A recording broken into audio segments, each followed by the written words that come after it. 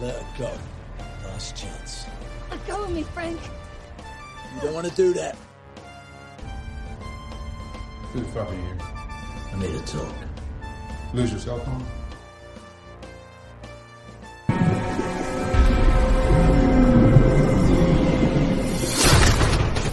Welcome to The Good, the Bad, and the Sequel. This is the movie podcast where we're talking sequels, and we do it in two parts. The first, an interview with an actor or someone involved that made the film worth watching, and the second, a discussion of the sequel, what they got right, what they got wrong, and how it could have been better.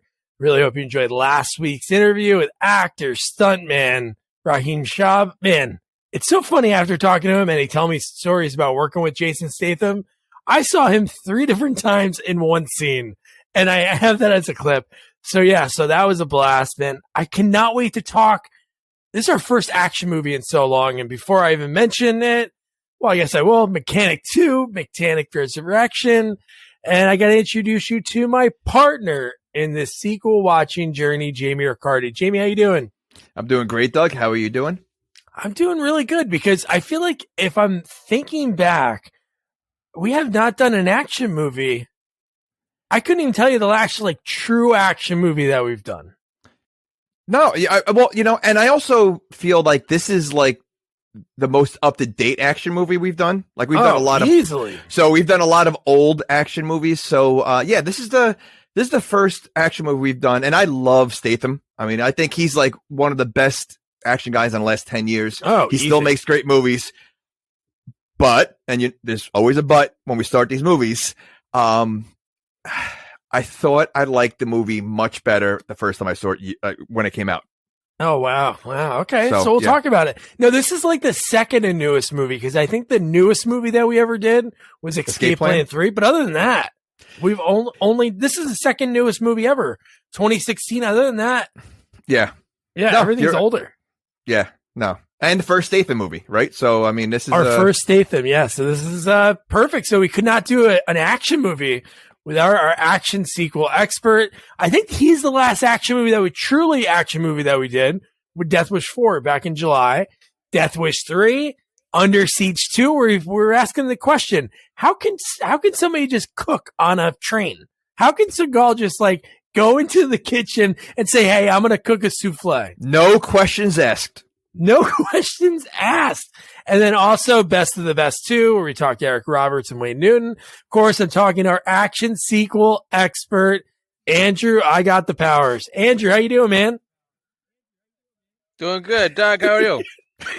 Amazing. If you're watching on video, you saw that. If you're listening, Andrew owns a rage room, Break Stuff, New Jersey, in New Brunswick. And he just tossed a cup onto the ground and shattered. Wait. That wasn't his bedroom? He's just throwing it in his back.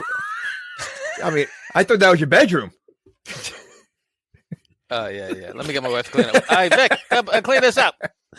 Andrew, number 5, man. This is monumentous. Number 5, that's a big deal.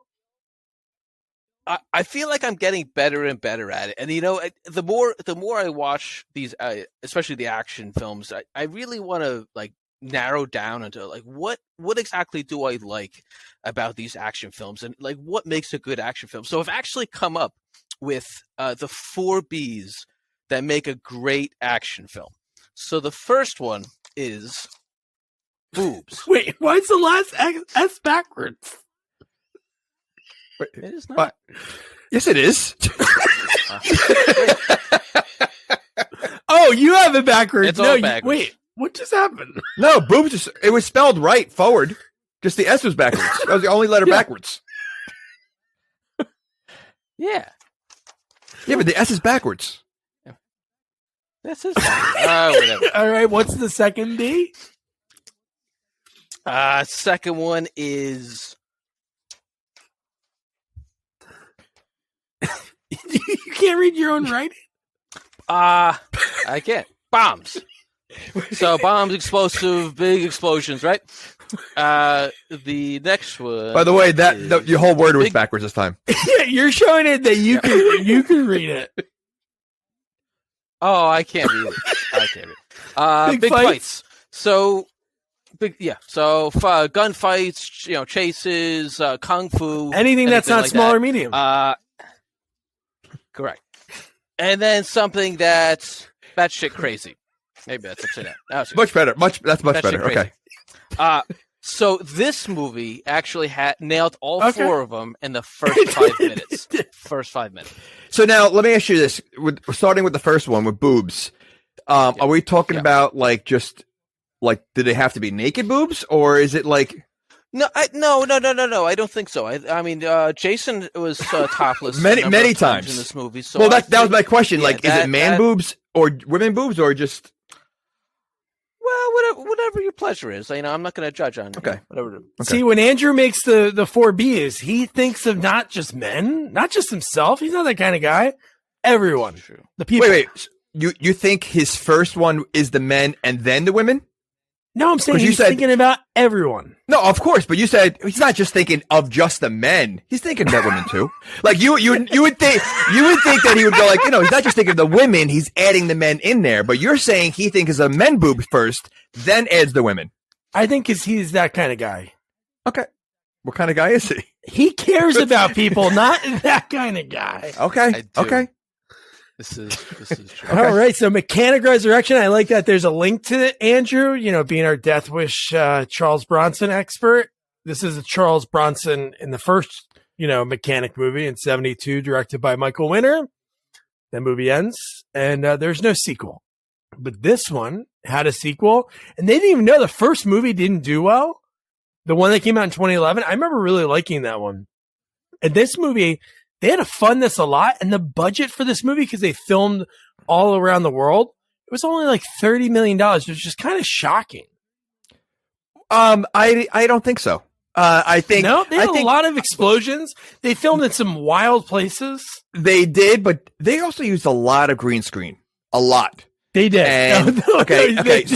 So okay. This is my question with the movie, and sure. it might change the way I like the movie and not like it. So like I said, I think he's awesome. The action scenes are great in this movie.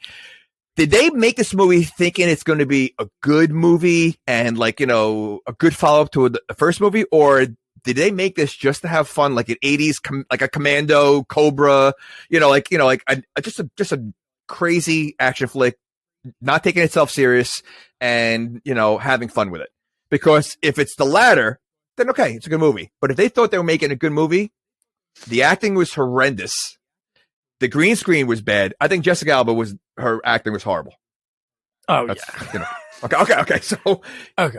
Well, so the thing with Jessica Alba, it didn't seem like she fit this role, right? She doesn't fit the damsel in distress role. I mean, when she first came on screen, I thought she was going to be like a buddy cop with Jason. I thought she was going to be kicking ass, and then she showed signs of able to kick ass for some reason.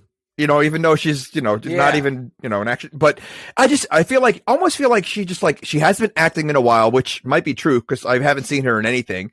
And then she's in this movie and maybe she forgot how to act. We just lost all of our Jessica Alba fans. Jessica Alba just turned us off. Well, listen, she looks great in the movie. Oh, now she's even more pissed. No, but a funny thing you mentioned it. So definitely the latter. I'm sure they went into this movie, like a lot of his movies. I wouldn't say the Transporter movies. If I read it in like a novelization, I'd be like, oh man, they're great action movies. There's what you're going in for. And what's funny? He made this movie because of movies that he was like the second fiddle, like The Expendables, Fury 7, and Spy. He wanted, and in his quote, he wanted to give back to his fans and starred in another action genre movie. And I think this one went into the theaters. A lot of his other ones that he did around this time, like Safe, there was the one with J-Lo. I don't think that was like a big like theater release. This one did really well. 125 million around the world it made. Well, okay. So my point is, so yes, you want to look at like Transporter or Crank, that's all hand-to-hand combat kind of fighting action. In the first 5 minutes of this movie, he jumps on a hang glider. Okay, so okay, but see, that's where I'm like, all right, what kind of movie is this? Like that to me is like, all right, they're having fun. It's a silly movie. Like he's not taking it because I love the hand-to-hand combat. You're right. it is like that. So that's why I'm like, I was expecting more the action, not the over the top craziness. Yeah. So before we start, let me just tell you this fun fact. I don't know if it's a fun fact. So Jessica Alba and Sam Hazeldine, they were both they love Statham, and that he still to this day does his own stunts, which a lot of people get to the point in their career, 25 years into it, and they're like, screw it, I'm going to let somebody else do it. He's doing everything. They did all their own training. They did all their own stunts. And the crew was like so impressed that they did that. So Jessica Alba, she put in the work. Well, she was also Alias. I mean, so she did a lot of stunts back then. Oh, my gosh, dude. Yeah, she definitely turned it off because she was Dark Angel. Oh, Dark Angel. Alias, yeah. Dark Angel, same thing. That's right. Now we lost all the Alias fans. And the Dark Angel fans. They're just switching off. Nobody's listening right now. All right, I'm hanging up. I'm done. So let's get right into this movie. So the green screen is one thing I was going to mention because there's green screen in the background, and there is a scene that we'll talk about. It's later in the movie, but the computer graphics they use look. We'll talk about it. So the movie opens up, and you see that famous Rio de Janeiro stock footage. That whoever owns that is probably the richest man in the world. Move over, Bill Gates. This guy's so rich. It's the same shot in any movie that shoots in Rio. It's that same little pan on it. And just the fact that his name's Arthur Bishop, the toughest guy, one of the toughest guys. It's not a tough guy name. We just lost all the authors now. Okay. So, all the people named Arthur, the fans of the cartoon Arthur, and then fans of Arthur on the Rocks. Dudley Moore stands are done. They turned us off. So Statham, we open up. He has a pretty cool setup. Like his houseboat is awesome. Open the day, listen to a vinyl. And then the fact that he has to leave every day and arm his boat. That's got to be. Could you imagine living a life like looking over? Because everybody thinks he's dead at this point from the last movie. Based on the scenic view that he's living on, it's like arming your house. Don't you put an alarm on your house when you leave the house? Some people. Well, if you had an alarm, I shouldn't say that. I have actual guards. Okay, so you got Doberman's guards and No, a Vietnam War vet. I give him a 6-pack a day, and he just that's all he needs. All right, we just God, now nobody's listening. But I mean, okay, so it's like alarming your house. I mean, it's I'm okay with that. Listen, I'll give the location of this movie, the water, the island is amazing. Like it really looks like paradise, man. I would live there in a heartbeat. So no, I don't feel bad for him at all. I don't know why he leaves. Like why does he leave? Like he leaves to go to this like ritzy bar or restaurant, whatever the hell it was, that restaurant. Like why leave that? Like, if you're playing dead, I don't know. That scene they play. Why is he playing dead? Chill. I don't remember. Well, the he died. He wanted to like get out of the business because that's what his thing is. And wait, you said he died? He like faked his own death. He like escaped in time. In the end of the first one. In the end of the first one, yeah. He seems to do that a lot. And yeah, he does. Dude, the plot of this movie is the same thing as Killer Elite. Not the whole plot. It's just that Killer Elite, he has to do 3 kills and make them look like accidents. And the mechanic, that's his whole thing. And that's why in those fight scenes, even Jason Statham said it was so hard to do like those really quick fight scenes because the way his character is supposed to think, like, because he respects the Bronson movie, is that's why in some of them he looks around for things to use or like angles and like grab different things. But no, you know what's really, speaking of alarm, what's alarming is this movie came out in 2016, and what did they have did somebody have extra Blackberries? Because why the phones they used in this movie? Dude, iPhones were out for almost 10 years. And he was using this phone that had like a little tiny screen and it said alarmed. Yeah, but he's in an island. He probably doesn't have a good Wi-Fi or connection there. And he has 40 of those phones. We saw he has 2 briefcases that are different briefcases with 1 million passports and 1 million cell phones there and in Thailand or whatever. Listen, you know what? the equipment that he's somehow able to get every single place he goes to. He has the most high-tech equipment somehow stashed everywhere. Because I don't know how he travels with all that stuff and where he hides it. So yeah, he has everything everywhere. Yeah. He has access to anything he wants. Yeah. And that restaurant is when he gets there. Again, he goes by Santos Bishop. Dude, why wouldn't he use a different last name? And his accent is horrible. Oh. So when he sits at that table, they go, Mr. Santos, we have the table set up for you. And the green screen, you're right, is so bad. Behind him, it's horrendous. But I get it. They probably saved so much money not filming it as swanky, actual on location. But the fact that girl sits down and starts talking to him and she goes, I know who you are, Arthur Bishop. And he throws, I don't even want to attempt it. So I don't want to lose the last listener that's here. That might be from Rio de Janeiro and they might be upset. But just the fact that he attempts it and then in seconds he gives up. Listen, he's got a strong accent to begin with. Why even mess around with that? To think that he's going to be able to speak Spanish. It was just ridiculous.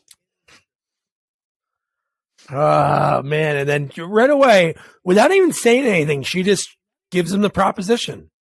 You have to perform these 3 jobs, which why would he do that? Really? Why? Just because, which we see in a second, that there's a ton of henchmen there. This guy obviously can take them all out. Why would she think she can just ask him that and it'd be that simple? No, he's out of the loop for a while, and maybe they feel like his guard is down. Listen, first of all, a lot of women get beat up in this movie a lot. Yeah. Jessica Alba, forget about it. She gets pounded. They're pretty physical in this movie. I did like this action scene. The only thing is though, and he doesn't usually do it in too many of his movies. The camera speed was jacked up for the scene. It was moving very fast. I guess maybe to go with you said before is he didn't want to go that fast because he's supposed to be more of a thinker or whatever. Or yeah, I think it was like that because if you notice it, which I'll play the scene, and this is where, and then maybe Andrew can tell us where all the bees where all the bees show up, the 4 B's of the movie. But yeah, dude, within there's one bee. Oh, that is the first bee. Oh, 2 B's. I'm sorry. Dude, he knocks the guy. He uses the table as a weapon. He knocks out how many people? See, look how fast the camera's moving. Yeah. Oh my God. Dude, ouch. Face on the grill. And I'll point out Brahim, last week's guest. There he is right there. That's Brahim. So that's him getting his ass kicked right there. And then he gets a knife to his back. Oh my gosh. Now, this is the first 5 minutes of the movie. Oh. First 5 minutes. And then that was cool. Using the taser to set and then Brahim again. That's the scene that he made him do 10 times because he knew he could do it perfect. And that was the last one. Insane. See, now, if the whole movie was like that, I'm in. That scene was awesome. As much as they, the green screen and the fast moving of the camera, but it was awesome. But when you start doing the stupid things of jumping on a hang glider, it takes a little away from what he does. I would say that's the only over the top thing that I think wouldn't be possible that he does in this movie. Well, I think a lot of it is pretty much impossible. I think that whole scene we just watched is pretty impossible. And again, the same thing we talk about in every movie. Why are they all attacking one at a time?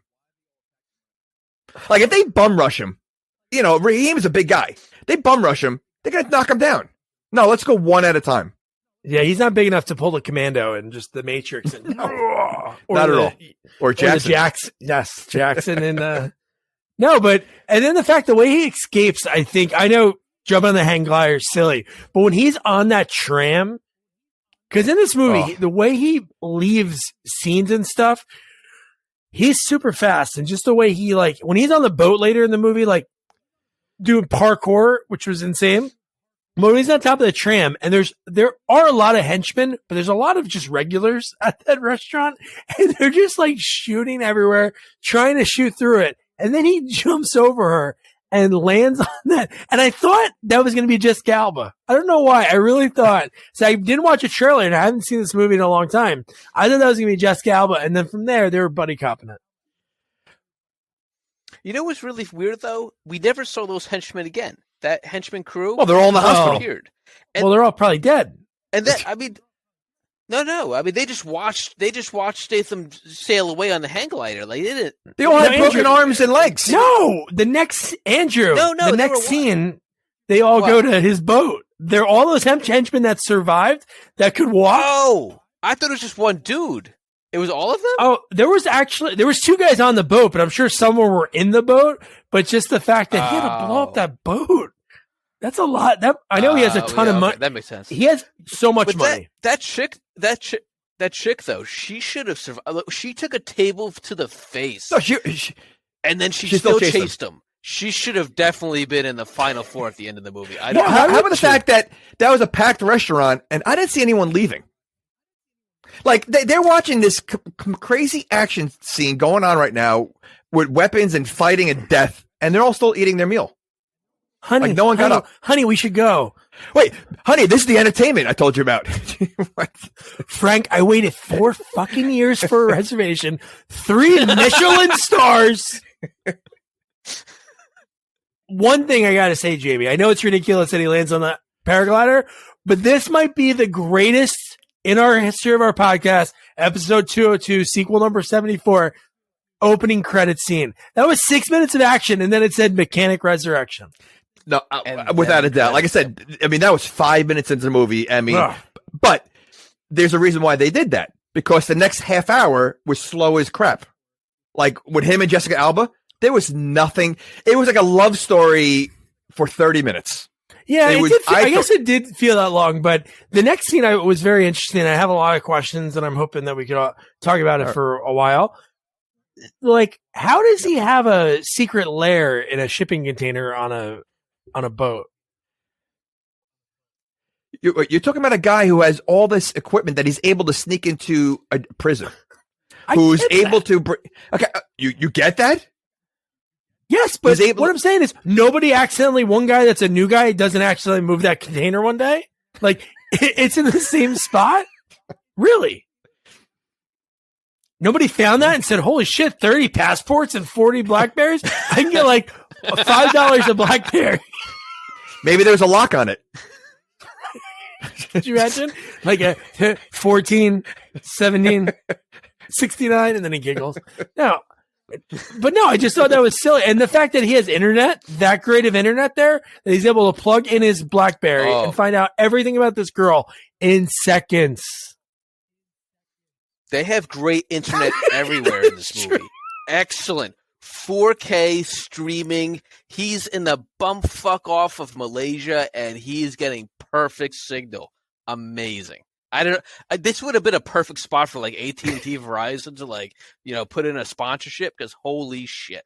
Then who is he working for? That he has access to this software that I'm assuming that anybody, can't just go into. I don't know. He's an independent contractor. So okay. I don't know. Is there some? So how does he have access to any database, of getting any face recognition possible? I don't know. He should have a handler like he had in the transporter. Right. Remember that guy, the French guy? He was great. Right. But he doesn't. And so he has to be some kind of database that other people are getting into. Like, Henchman.com or. Now we just lost all the henchmen. All the henchmen. There was one screen where he had to pay something. Remember that? There was. I don't know which part of the movie, but there was a. Oh, it was this part. He had to, I think it was here. He paid like $10,000 for the information. Yeah, $10,000 for the information, just for like the shitty documents to pop up. Yeah, that was a really bad transaction. Holy cow!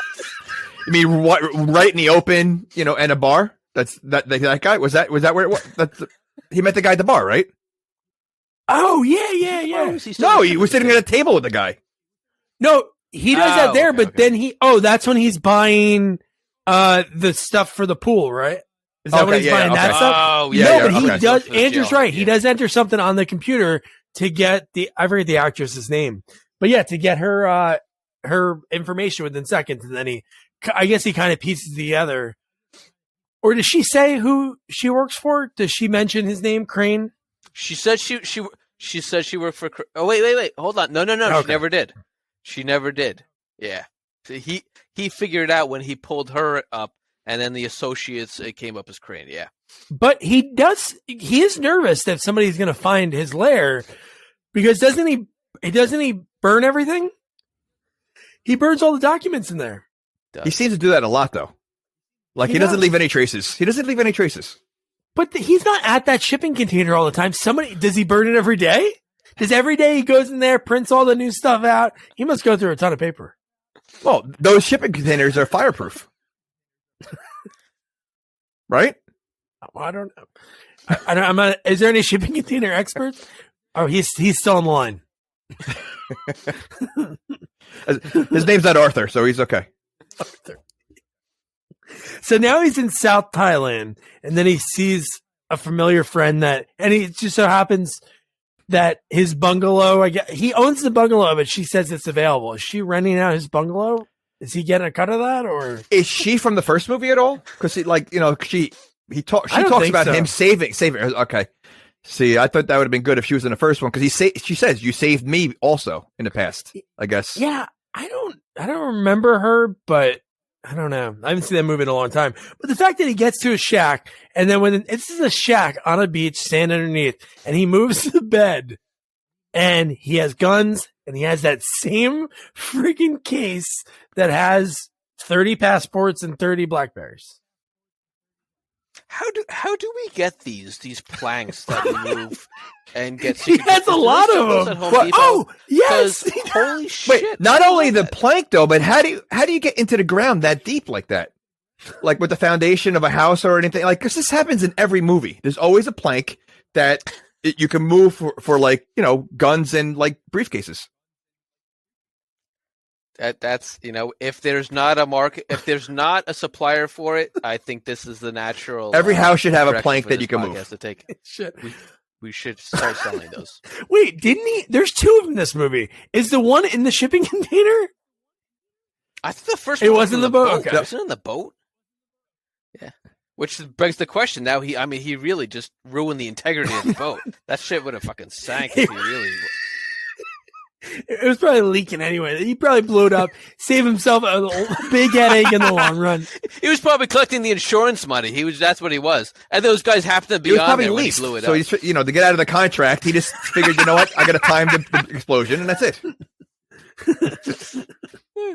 Oh man! And then we got and then the next scene, he's at the restaurant, right? And he's trying to find more.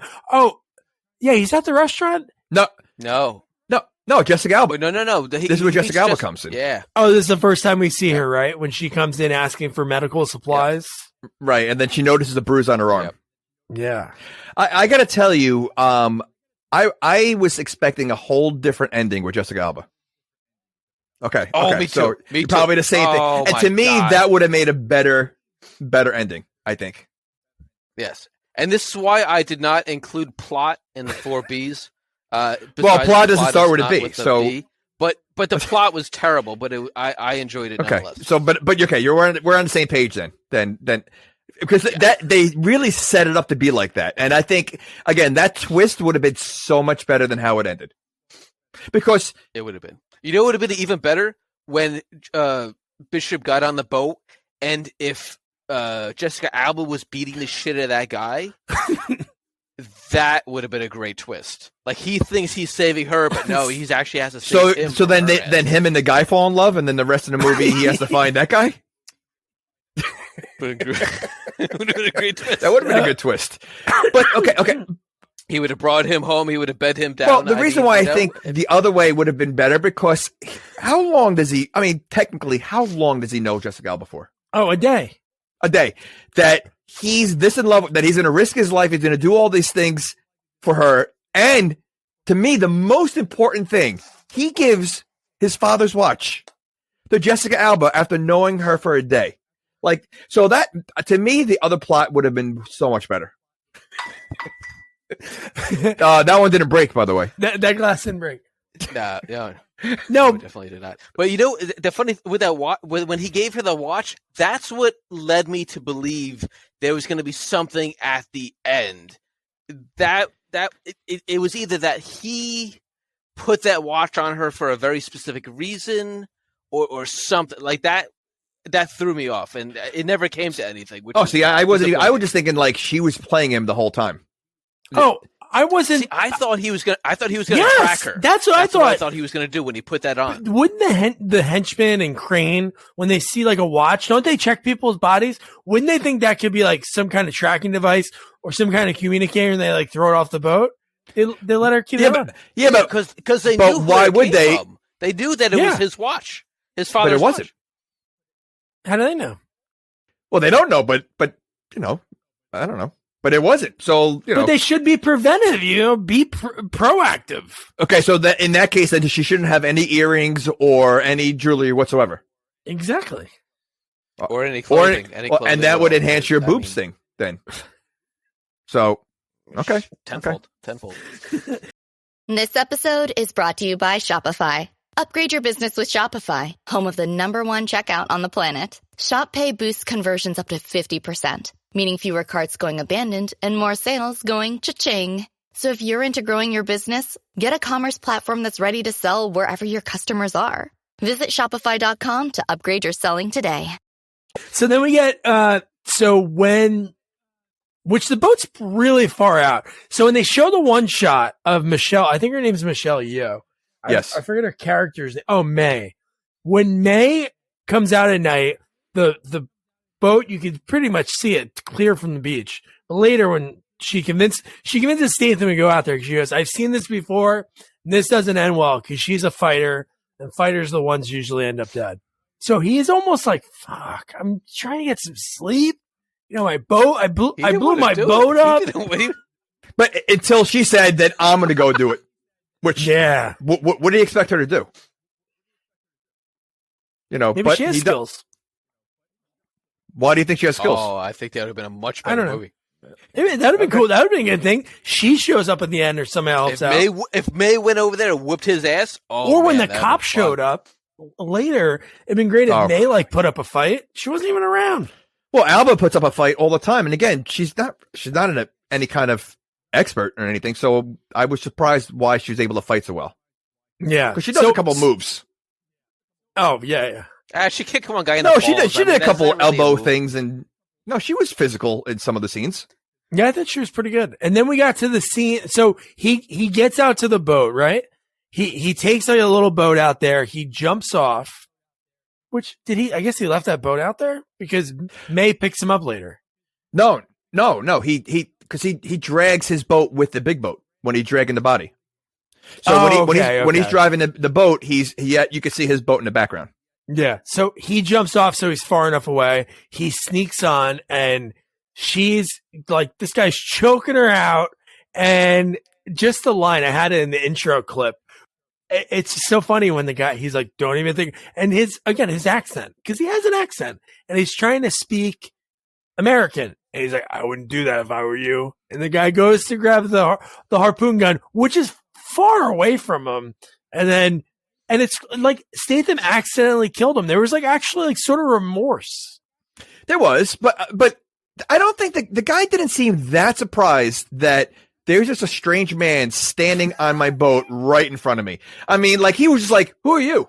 Like, and he was just like, who's this guy? I mean, he's literally in the middle of the ocean. Like, again, Statham was on that little boat for a while. You know, didn't the guy hear the boat coming towards him? Because it was, you got the motor going. So he didn't hear it. Yeah, there's nothing out there. There's probably no noise pollution. Nothing. So you're going to hear it. But like, he didn't seem that surprised. He was like, who are you?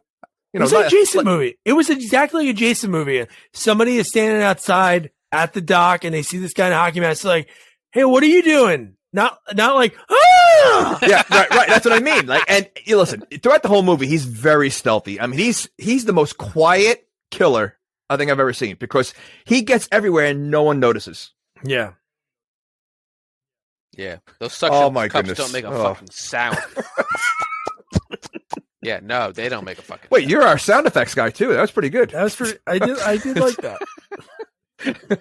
So now you would think that he did what he does is make things look like accidents. He didn't even try it with the boat. He just blew the boat up. And how about when he blew the shit up? How about the frozen rope that flare gun was on? It was it wasn't like a flare gun that goes in the air like lands. It went like it had like a homing missile on it. Yeah. And I mean, okay, so his plan was to blow it up, but before he blew it up, he was touching everything possible on that boat. So his fingerprints are all over that boat. So even if you blow it up, you know, you are on water. So you're assuming that the whole boat, you know, some of it's going to survive. Your fingerprints are all over that boat. Like he wasn't careful at all. Yeah. And the fact that he doesn't know the relationship between, I know Jessica Alba is getting beat by him. Gina was getting beat, but he doesn't know the relationship. Like he doesn't know that they've only known each other for a few weeks and what's about to be revealed. But he played judge, jury, and executioner. I'm sure because he's a stealthy guy that can kill anyone. I'm sure he knows first aid. He could have tried something. That's true. May said that, right? Wait. The people that can inflict the greatest harm can also be the greatest healer, which is the most bullshit fucking line ever. Most bullshit line. Like that sounded good, but oh my god. Hey, Miyagi can heal. Yeah, but he wasn't shot. Daniel wasn't shot. He got kicked in the leg. Oh, should have been shot. Well, there would have been a different movie. So you're comparing a kick in the leg to getting shot. No, but he didn't try. There was no attempt. He just saw the blood, and he's like, and May showed up, and it was like, we gotta get out of here. Okay, so if the guy survives, then what? The guy presses charges, and then he has to go to jail or court. He's like, listen, it's a lot easier. Just kill the guy, make sure he's dead, and that's it. He is a killer. I hate court. That's why he did it. So here, the when she reveals her whole thing, it was so confusing because it's not like she has really. That's why I think what you guys mentioned, I think it would make more sense because her story sounded so fake about, like, obviously that she does a charity, which people can do, teaching kids and helping, you know, girls like the sex trafficked. That makes sense too. But just the fact that she goes, I came here and I found this guy so I can get you to know. How the hell does she know that Statham was going to be there in days? She said she was with that guy for 2 weeks. Yeah. Her acting was not great. So I think that was I'm not saying her acting was bad. I am. She was probably confused. No, her acting was bad. And I think that's why it was coming across so fake. That's why I thought it was going to be a twist at the end where she was going to follow through on that double cross at the end, which would have been much more satisfying. So I don't think it's a matter. It's almost like she wasn't into the role. You know, she hasn't acted in a while. She needed a paycheck and, you know, she just went out there. Cause she's done a lot of good acting roles. This was not one of them. And I think it showed. I really do. I don't think it was a great role for her. And maybe it wasn't like, listen, she was a lot younger than him, probably like 15, 20 years younger. So, sorry, Jessica. How do you do that? I don't know. I can't. You're trying to do a heart? You're doing a Bieber heart for Jessica Alba? Like you think you see them as like a romantic couple on screen? Like I feel like there wasn't a lot of chemistry. Like it just wasn't. Well, even if there should never be chemistry, like they met each other like within a day. No. Back or death. No, it just, I know that doesn't make sense. It just, I don't know. I think another actress in the role would have been a better fit. And I think it might've just worked a little better. That's all. Yeah. If they were going for damsel in distress, yeah, definitely. I'm trying to think off the top of my head, who in that. Catherine Zeta-Jones. Oh, she's badass. Boy George. I don't know. Yeah, okay, see, so now it makes sense. The boobs are the man boobs first, then okay. I love the reasoning. He goes, "You haven't been doing anything lately." So you name a non-actor. Okay, so that's the first thing that comes to your mind is Boy George. Or he's saying he might have done better than Jessica Alba did in this movie. Oh, and you thought I was insulting Jessica Alba? I know. Andrew, yikes! Jessica definitely showed up. I love Jessica. She was supposed to be on our show in a couple of weeks. I forget about it now. Yeah, she's gonna shoot me. So then then Bishop, this right away, he's checking out Alba's bum. He's looking at her butt. So within seconds, booty isn't one of your B's. That should be on there. Should be the 5th B, maybe. See, I think booty it should have been more, but just because if you say boobs, I'm thinking, usually they're going to show them, and they don't show anything in this except for man boob. Oh yeah, I guess true. So what they want to do is they have to convince. Why would Bishop do this? So he doesn't know her. So anybody can come up to him and tell him this like sort of sob story.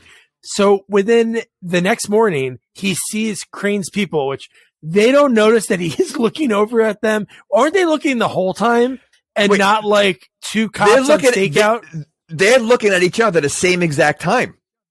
So like they had their it's almost like a Naked Gun thing. Like they're like you're looking with the binoculars, but they're looking at you, so all you see is eyeballs because they're looking at each other. That's what it looked like. But he acted like they didn't see him. Like he was like, oh yeah, they're out there. Like yeah. And they just held hands in that moment when they'd be like, oh boss, they just held hands after we saw him notice us. So they do that in order to make them think that. They show up and there's a wedding going on or something. And May puts a rope around them. So dude, they know each other for 12 hours. They're genitalia to genitalia, which is so weird. Like, that's weird. Like, well, she was definitely like hot for him. Like she made the first move. He almost seemed like he was trying to avoid her, but just because probably like in any other movie, when you get too close to a subject, they always end up dying. She told him exactly what her mission was. Correct. To, seduce him and and that's why it made no sense. Like she fucking told you what her plan was, and you're falling right for it. Well, it is Jessica Alba. Pretend that I'm really your... Yeah, I know. I would. So, So then we Crane, and then he hears that name. So then he reveals the whole why, because Crane's disappointed that he survived what happened, 5 years earlier. And then when they get back to the place, he says, oh, was it before or after they had sex that he said, I got everything taken care of. They're going to take a boat's going to come here in the morning and they're going to take everyone. Was that before or after they had sex? After. It was probably after. Usually you call the Uber for the woman after. I think, I don't know. I thought Crane was going to be Tommy Lee. First of all, I think so much first of all, age-wise, I think that would have fit better. Crane and Tommy. I think Tommy Lee and Jason Statham. I think that would have been a much better bad guy, good guy kind of thing. It would have been if he had a good henchman to have that fight scene at the end, because I did enjoy that. No, and I'm sure they could have, but I just because I knew he was in the movie and I was waiting for Tommy Lee, and I'm thinking, he must be the main bad guy, and nope, didn't come up yet. Another plate crash. No, 71 minutes in is when he finally shows up. 71 minutes. I know. Hour. I know. The movie's it's 96 minutes, but it ends, I think, at 88 or something. Yeah. So he's barely in the movie. And I love him. I love his role in this movie. He can play any role. I mean, he really can. But yeah. So I was expecting that. So now, was this guy in the first movie then? This bad guy? I don't remember. I know he was upset with that he survived, so I'm sure it would have been, or it could have been, man, Mechanic fans are going to be pissed at me right now. But I feel like it could have been maybe like a Die Hard 3, like you killed my brother or something like that. There was something that he wasn't supposed to survive. It's kind of like a Die Hard 3 because they're putting him on a wild goose chase all over the place. So it is kind of like a Die Hard 3. So then we mentioned the watch already that he gives her the watch. So then again, why with no GPS? No GPS. No, nothing special about that watch at all. Nothing. Nothing at all. Just that this is my dad's. I think it shows that how much in love he is with her after one day. After one day. That's the whole purpose of the watch. My treasured possession I'm going to give to you. Yeah. Someone that told me that I was supposed to scam you to do something the first time I met you. Here's my watch that I possess more than anything else. She dry humps me. I'm gonna give that freaking watch right to her. I don't. I would never give you this watch. I would never. It's so important to me. boobs. Here you go. I bet you she has the combination to the thing. The 16, 17, 69. So then they're on the beach. I don't understand why he wouldn't have the boat show up in the middle of the night. I think that's so dumb. It's like henchmen attacking one-on-one, or, I don't understand why it's like, let's wait till the day. Why wouldn't you escape at night? And they're walking on the beach. You see the fake cops show up that are working for Crane. And dude, there's like 2 scenes in this movie that I'm not saying I don't expect them to fight, but they were like sort of shocking. This one, when they're just standing there and you're thinking, okay, they're going to take Alba and he's just going to like go quietly. No, they both fight the cops. Yeah, it's just throwing hands. There was a pause, cops. like there was like a kind of a long pause, and you're like, all right, you're right. You didn't expect him to just snap like that, and he does. I don't know how they thought that they were gonna take him down when they brought him to their territory in the restaurant, and he manhandled like 10 people. So they thought they're gonna go to his home territory where he lives and be able to take him on. Like, I know. They never plan the right way. Even him, why would he walk the beach like that? Like not have like a gun on him? It was almost like he was welcoming that because he has 2 guns that he doesn't need an actual physical guns. I mean, his hands are weapons. That is so, I did like when they did take him and they take him to sit down and meet with Crane. Dude, that was cool. The fact that he was in that chair that had the bomb on it and there was like nothing. And you know what I was thinking the whole time? Because he's so methodical. I'm like, what can he do? Wait, can he do like a Indiana Jones, like knock a guy out, throw him on a chair, like move right at the same time or something like that? But no, I did like some of those like weird elements that he was in throughout the movie. Oh, no, you're right. And something, we're getting to the point now where he explains what he needs to do. And Jason Statham goes, how can I trust you that you're going to deliver, the girl? And he goes, what did he say? He said, like, because if I know you, I don't want to be on your list or something like that. Right. Or yeah. Doesn't he think he's already on the list for kidnapping his girlfriend? And, he's already on the list. Does he think like he's going to get off the list at some point? Like, so why would he think that? No, now he's not going to be on the list because he's going to honor his deal. I feel it's like he thinks that his henchmen are better than Arthur Bishop. I really think that he thinks that because he obviously does escape like an attack like a couple times in the movie. But dude, here's one question I got to ask both of you, and I'll ask Andrew first. From when this part happens, when Gina gets taken, how long until the end of the movie? How many days do you think? Oh man, that's a good question. I mean, is it like 4 to 5? Like, it seems like it's really rapid succession. I'm going to say 3-4 days of max. Jamie, right? Because he gets them. Because the first kill and the second, yeah, I'm going to say. Okay, 4 or 5 so days. Are you asking me what it should be or what it looks like it is? Well, what it should be. It's got to be like a couple of weeks. I would think it would have to be like 2 weeks. I mean, like he's traveling all over the place. He's scoping out each territory. So it's got to be. I would say it has to be like 2 weeks each kill, like because he's taking time. It almost comes across like each kill is one day. Like he spends the morning of like scoping out what he needs to do, getting his equipment, going, and then getting thrown to prison. He's in prison one day and he escapes the next day. Like everything seems to happen so fast, but it should. He's got really good Wi-Fi. Yes, he does. Really but it should be at least, to me, 2 weeks per kill.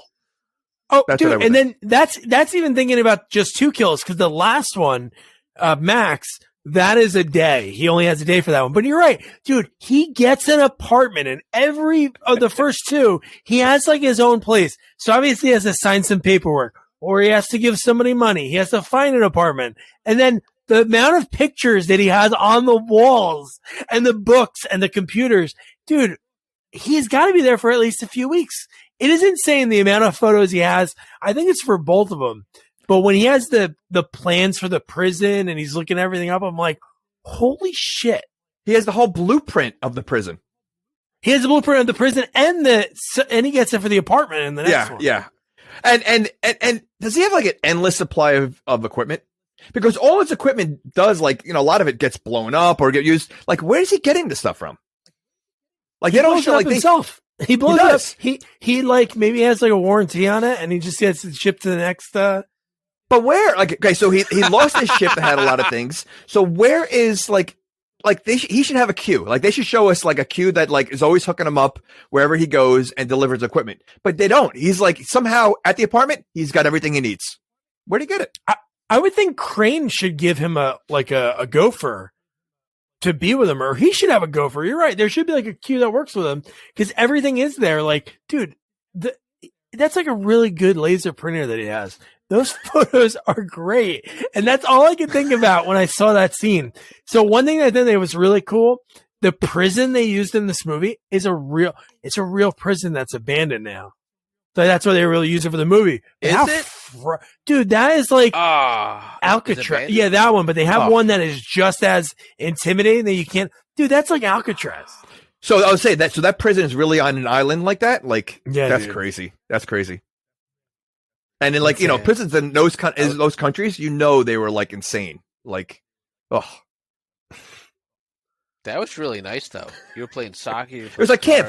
They were at camp. You had a free reign. Cocaine. You had all the cocaine you wanted. I mean, yeah. I mean, what? That was the best prison. If I was going to go to jail, I would go to Malaysia. I don't. Well, so I mean, based on some of the things we've been talking about, I could see that you'd want to go to prison. So let's talk about Crash. Perfect timing. So let's talk about the first target, Krill. Okay.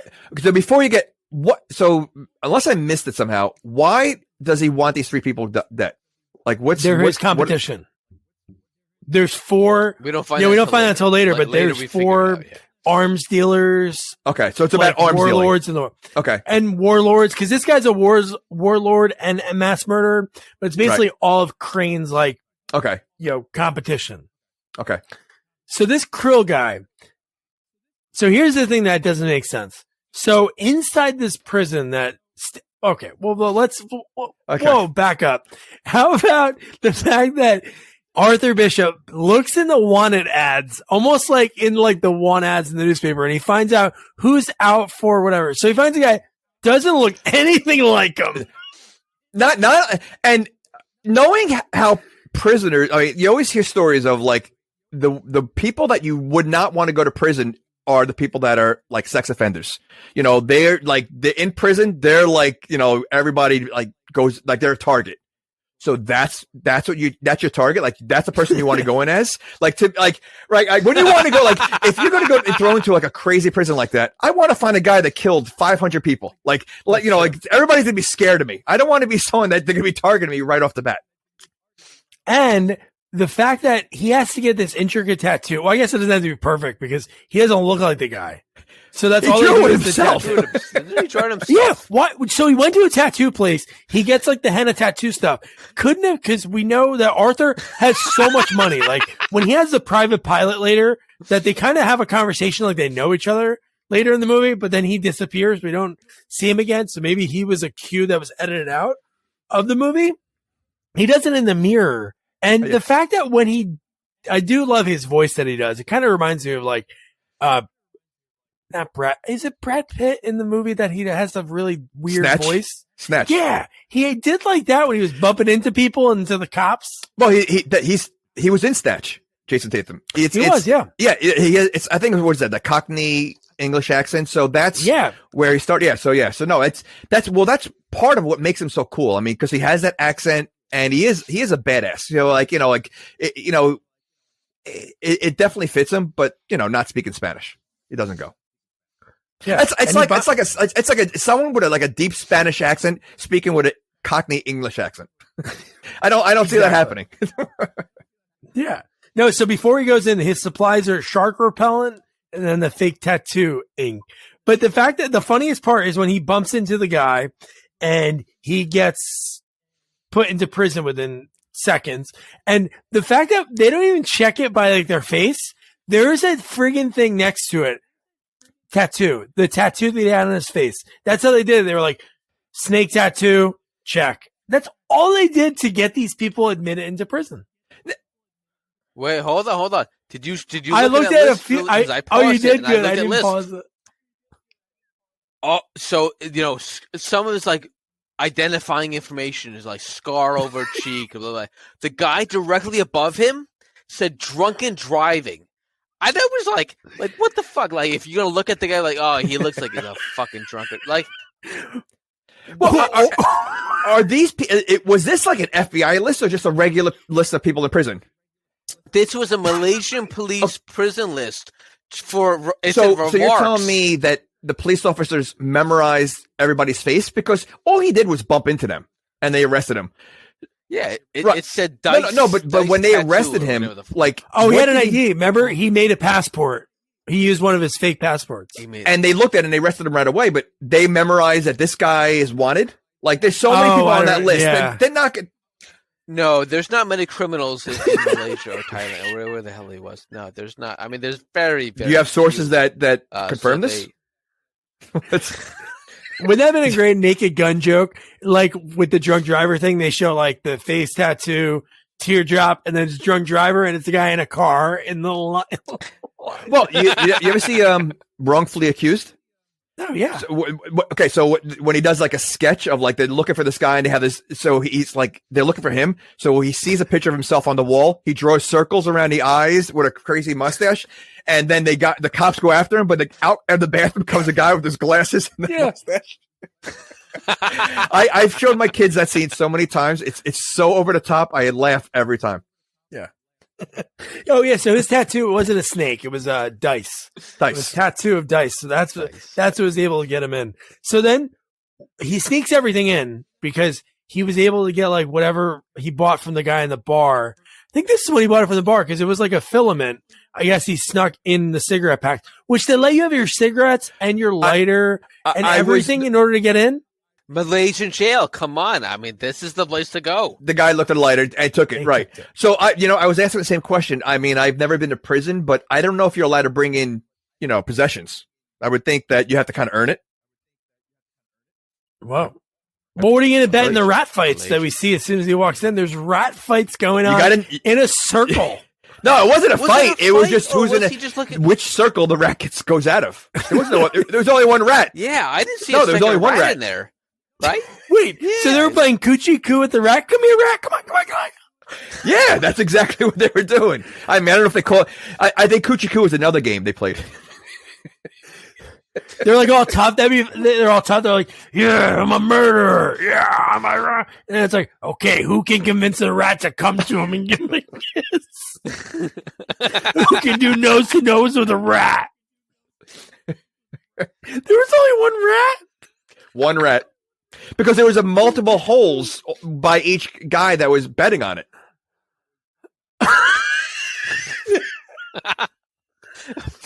That's the thing. And the winner gets the rat. That's a real thing. That has to be right. As soon as we're done, I'm Googling that and YouTubing. There has to be, what's that called? Right. Next Saturday night. Are you? So you're gonna Google rat game in prison? We're gonna play rat hole. Be careful what comes up. Rat hole. All right, now we just lost all the prisoners. So okay. Tuesdays this fall on Game Show Network, Rat Hole, hosted by Chuck Woolery. No, so then they have that, and then so I wrote this down because this happens in a lot of movies that we cover. There's a lot of people that speak English in this prison because he goes up to a guy that looks like he's from Malaysia.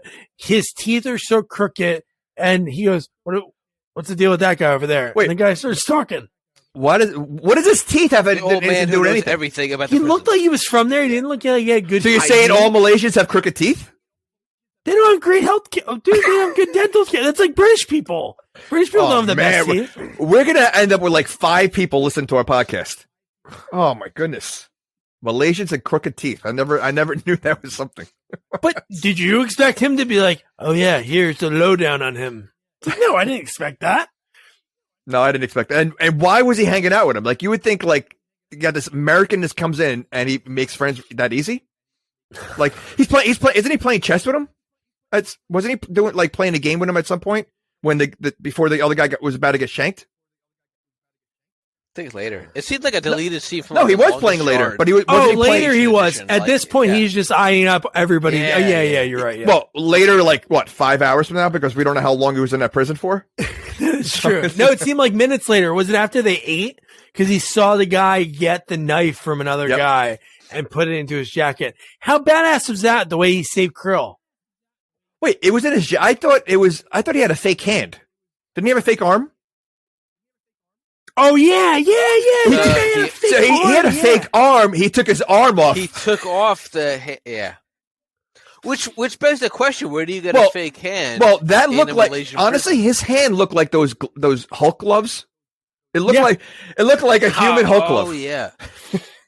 It probably was. The those are probably healthcare isn't very good in Malaysia, so they probably just used a Hulk hand that they found on sale and painted Instead it. of prosthetics, they just give you a whole hand. That's actually, what? Statham had it in his shirt because the way he opened his shirt, and then he did like dude, when he caught that guy right in the freaking chest. Oh Well, he stole it from the other guy, though. The other guy he bumped into him in the line when they were getting food. Yeah.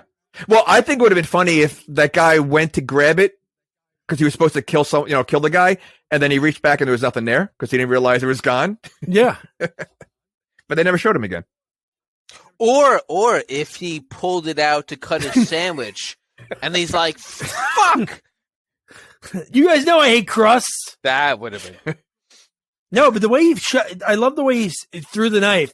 And then within seconds, Krill, this is what we'll talk about Krill in like 2 seconds, but the fact that within seconds, he trusts this guy enough to say, "You're going to have dinner with me tonight." And he goes, "I don't know, with all your guys around." He's like, "Just us." And I'm like, okay. Yeah. So this Krill guy, when he has his cell, which seems like it's probably bigger than anybody else's cell, and he talks about how great he has it in there, I'm like, why is he in there? Really? He seems like he runs the prison. He does. He does. No, but even before that, so he's the number one guy in that prison. He runs the prison. Everybody's trying to kill him. It seemed very easy to get to him because if Statham wasn't there, Krill was dead. That guy with the Hulk hands would have killed him. So where was his protection? Like, I mean, it looked like it's very easy to go right up to him. And obviously it's very easy to kill him because why would he even trust Statham to be alone with him? That didn't make sense. And it has to look like an accident. So he notices the guy is doing cocaine. So he chokes the guy out. He comes behind him, chokes him out, and then he puts looks like an accident. Yeah. Isn't it just he mixes the coke with something and like feeds it right down his throat or whatever? So wouldn't that not count? He puts it in it's like some food. Yeah. Well, but wouldn't he have choking marks on his neck also? Exactly. So would this count as he tied him up where like he's fucking praying. Like, that's a fucking dead giveaway that his hands are fucking tied. But he also seemed like he was moving when he was shoving the cocaine down his throat. Like he did some like movement. Like the guy was like jerking around when he was was he dead from the choke? That's what you usually do, right? I mean, when I do coke? Do that? When you get cocaine? When you get cocaine shoved down your throat? I don't know. I've never seen anyone get maybe he was out and then the little bit of coke gave him a little jolt, but wouldn't that constitute like what Crane wants these people dead to make it look anonymous? Wouldn't it be like in the news, Krill, a massive a killer from Africa, he died in the prison today, and one guy escaped by jumping through a wall. Well, Malaysia doesn't have good dentistry, so they don't have news either. They can't afford the news. They can't afford, so I mean, I don't think they have newspapers over there. They can't write. So, the people in the prison, the prisoners, they're not going to report it. Would they want that to get out? Sorry, no, you're right. Prisoners. So the only Malaysian prisoners have bad teeth. Anyone else, they're fine. Everybody's fine. Perfect. Okay. Pearly whites.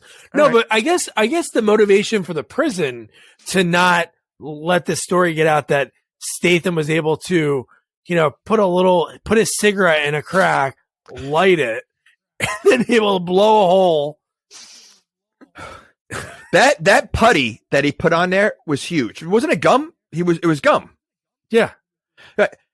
the size of that mound of putty that he put there was ridiculous. It was like Ace Ventura. It was like an Ace Ventura. It was. It was Big League Chew. Big League Chew. Definitely Big League Chew. See, that would have been more believable. No, he had wintergreens. What is it? The bubble. Yeah, it was like the regular. Wrigley, it was the Wrigley. regular silver. Yeah, the little like silver aluminum wrapper. But the fact that he's able to blow that hole, jump out, and then I don't know. Did he put the shark repellent on before he jumped? Did we see him lather himself up real quick? Does that work? The shark. I mean, because I know. Well, first of all, hold on. We should really talk about the anti-shark sentiment in this movie because just jumping into the fucking water with sharks. And wait a second. He doesn't jump into water. He does a swan dive. He does an Olympic swan dive from that literally like his arms are out and like it was a perfect 10 dive into that water. Wait, were you about to give us a behind the scenes from your friends in Hollywood? He wasn't 10. No, Statham. Yeah. He was a member of the British National Diving Squad for 12 years and even competed in the 1990 Commonwealth Games. Then if he did his own stunts, that was an Olympic dive. I mean, I don't think insurance would allow him to jump that far. I don't know. I mean, listen, he might have done it, but you know what? You're escaping from a prison. Wouldn't you just run and jump? Like, you're going to trust, like, you don't know how shallow the water is. You don't know if there's rocks down there. No, let's do a swan dive. I'm sure he tested it out. I'm sure they can't show all those scenes, but that probably would have added another week if he took a boat there, prodded the water. Okay, so check when he was going to jump. Back to the shark repellent. So I know a certain lawn care company that would sell flea and tick control that I know doesn't really work, that, you know, ticks still get through. So, and we're talking about little insects. You're going to tell me you're going to lather yourself with shark repellent, that the shark's going to smell it, and then you're like, nope, you know, and they're going to turn around. But Andrew's going to say it best. That's what he was talking about before. Sharks rarely eat people. Yeah, that was the weird thing. Like, the sharks weren't going to attack him in the first place. I mean, he might have sprayed on some of this L'Oreal shark repellent. I don't know what that. It was a perfectly, you know, tube of whatever the fuck he bought. Maybe it was an excuse to show his man boobs. You know what? Yeah, because that would have been number 3. I want to say of him. And they're all quick scenes of him showing them. But because if he didn't buy the shark repellent, I don't think anyone would have thought twice about sharks. They're just like, all right, he's escaping from this prison, and he's. That might have been a shark repellent promo, now that I'm thinking about it. That might have been But is that a real thing, though? Like, did he really sell shark repellent? Oh, yeah. It just sounds ridiculous. They do? In Malaysia? Yeah. I don't know. So, would you feel comfortable putting shark repellent and then swimming in the ocean? Like, feeling like, all right, you know, I feel comfortable. That. Right, so then why would they sell it? I don't think anyone would. Because there's some people that are like, you know what? I'm going to go down there anyway. Let me just have a little added protection. Just in case you're breaking into prison in Malaysia. Yeah. Well, you know what? Maybe Malaysian sharks aren't as smart as other sharks. Shit. Now, you know what? Now all of our fucking viewers are gone. Malaysian sharks were the last 5 fucking things. So then he gets picked up. He gets picked up by the boat. He gets onto it, and I love his one-liner. He has only a couple in this movie, but I love this one. And they say, "Good job on krill," and he goes, "Prison food will kill you." How long was that fisherman waiting out for that? Well, he's only there for a day. He wasn't. There was no nightfall staring at that his prison. tablet. It wasn't even a day. I think it was a couple hours. Yeah. And then Gina, so this was the part that we have Crane talking about to Gina, and then this is where you guys mentioned before that now Crane's like, oh, he gave you his dad's watch. That's his, you know, now I know he can do anything. So then the next target, we have the sex trafficker, the rich guy who lives in a high-rise apartment in a wild, and then this is in Australia. So I think this one's in like Sydney, Australia. And so again, he has to camp out here. Which is like what, a 24-hour flight to get there? So it's just to get there. Well, from Malaysia, not that far. Oh, from Wi-Fi. No, but he's not in Malaysia anymore because he goes back to it. Doesn't he go back? He doesn't go back yet. No, he doesn't go back yet. I thought he went on the boat. He snuck on the boat, right? No, that's after this one. Okay. No. Those fishing boats are fast. So he's there pretty close. So then his thing is to get into the apartment. I thought this was pretty cool. So he pretends he's in the building. He wants to check out one of the apartments, and I'm sure he picked like the right one. He calls the friggin' lady, the realtor, and gets her to pick up a dummy call. And then he takes the pictures of the keys and is able to freaking make dude, where does he buy that? I said that. Where does he get all this equipment? It's ridiculous. Like they really to me, like that. I mean, listen, the whole movie's far-fetched, but like they should have had a cue that like shows like, all right, I'm going to need this, and this for the next job. And then I think it would have made it a little more believable. You guys have clearly never clicked on the help button on MS Paint. It is on. So you're saying MS Paint could copy keys exactly where you can use it to enter any house? Exactly. And it locates the nearest locksmith. Wow, okay. Is that like Clippy? Is that like a version of Clippy in MS Paint? Yeah. Are you trying to blow up the nearest douchebag upstairs? Yes, we can. Here's how you do it. And he even has drawings in this one. So I almost feel like he's there longer because he has the plans for this building, but he also has like drawings, like hand drawings that probably took him hours in his little like recon place that he's staying at. He has the blueprint of a prison. Like he has blueprints and whatever. Like he has access to anything he wants. Anything. Yeah. So we see him test out the product that he has that can like really, he can drill a hole, then put it in, and it cracks the glass. Didn't this guy, where's his name? I thought he had a pretty cool bad guy name. Was it? No, was he Adrian Cook? Yeah, Adrian Cook. So he did he remind that's you a of Terry cool bad guy name? No, I thought it was cooler. No, not cool. No, what I was gonna say is, didn't he remind you of Terry Silver with a line that he had? He had a line. He goes, he's on the phone. So we don't even know who he's talking to. He goes, okay. But we're not dumping on the reef. Neil is not on. And if the tree huggers do kick up, well, yeah, that's right. So that's the one. That's like the last line that he says, because all he does is later he shoes off his. He doesn't like people watching him swim. Kind of weird. Not. He doesn't like watching. He doesn't want people. Yeah, he doesn't want anyone seeing his body. Yeah, which they make him. By the way, he makes him turn. He makes him turn, but he's got a full glass pool, but everybody can see his body. Yeah. So that makes no sense. Like, you know. Dude, you wouldn't catch me dead swimming in that. I would never do that. I've seen like these like videos of these hotels in like other countries where the pool goes over the ledge. No way. Yeah. No way. So Bishop at this point, he dresses like a maintenance man. They easily let him into the building because why wouldn't they check? Seems like they have some like it's easy, just walk right in. But he's able to get into the apartment that he looked at with the key that he made, and he's able to sneak out of that window. And dude, this scene, I really enjoyed this scene. Great sound effects. It is. Now this whole scene, because when he shows up, like we just talked about, he makes the guys turn when he's getting ready to jump in the pool. But dude, talk about a way to go, right?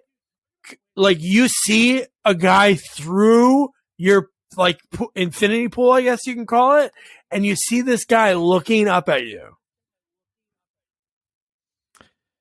All right, I got a lot to say about this, so hold on. Just a weird, just all the intricate. So he drills this hole, and then he uses syringe for something else. But just this look when he makes eye contact with him, god damn! And then the way he goes down the building so fast, and the guy gets sucked out of there. You just see him like go down a huge drain. Right? Yeah. Okay. First of all, it's a full glass pool. Well, you know, my parents have a pool, and I could see bugs that are like in the bottom of the pool, like from the steps on the one end.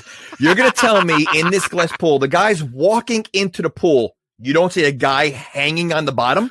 You don't see anything? It's a glass. It's like all glass. How does he not see him?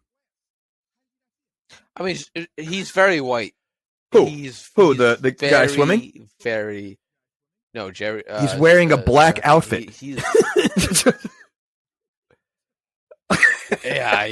So I mean that's even worse. So it's a glass pool, and there's a guy wearing a black outfit on the bottom of it. You're not going to see that at all.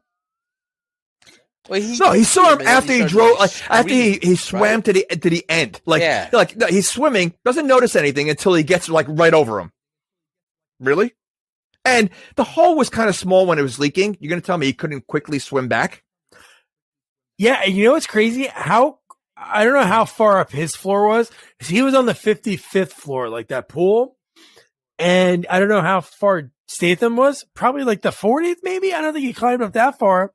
And then he was able to get out, close the window back up, change, and then he's able to get to the street while the water's still pouring out. Dude.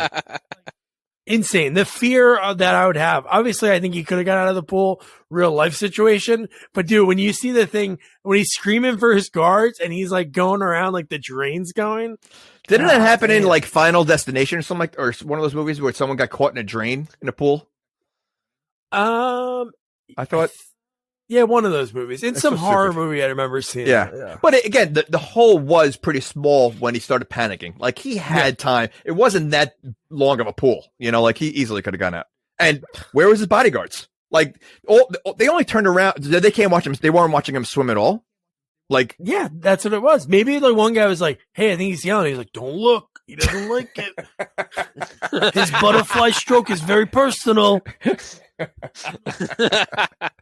I imagine that the Australian guy he hires, sex trafficker, he hires guys from Brooklyn. Oh. Now, Andrew, would you swim in a pool like that? Oh, 100 times. I was swimming if there was a crack in it.